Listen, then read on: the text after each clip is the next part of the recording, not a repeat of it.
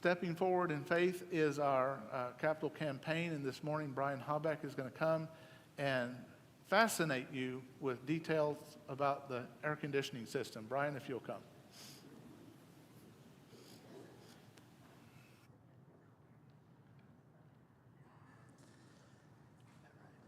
Hello, I'm Brian Habeck, and I'm representing the asset management team today, and I'd like to talk about our HVAC system. So, next slide. So, one of the goals of the capital campaign is to create a welcoming, accessible, and connected environment. And certainly, the room comfort is welcoming. It's one of the first things we notice when we walk into a room.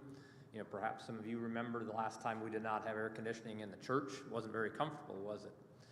Our units are used year-round for both air conditioning and heat.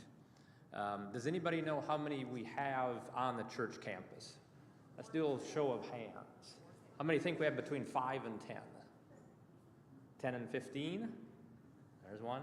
15 to 20. A few more? 21, actually. So we have 21 units that cover the whole church campus. So next slide. And we have some issues with these units. The oldest ones are from 1985, and a lot of our recent failures with switches and things like that have been on those old units.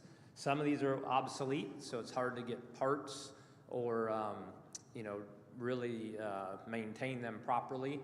And most importantly, 11 out of 21 use R22 Freon, which stopped being produced in 2020. January, so over 5 years ago. And there's a limited supply left, and that's getting more and more expensive every day. So, and eventually it will run out, so we won't be able to get Freon for these units. Next slide. Here's some pictures of some of the older ones. The two green ones at the top actually sit upstairs, and then the smaller one is in the middle there is in one of the preschool room closets, I guess you would call it. But, you know, that's just 3 of our 21 units. Next slide. So to solve some of these issues, the proposal is really to use the capital campaign to replace the units that use that R22 Freon that's no longer, we're getting very expensive.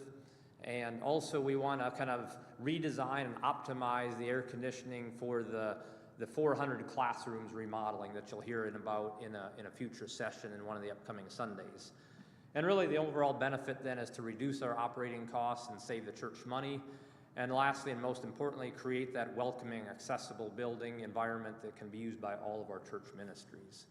So please consider this as you contribute to the capital campaign, and I'll be out in the narthex if there's any questions after church.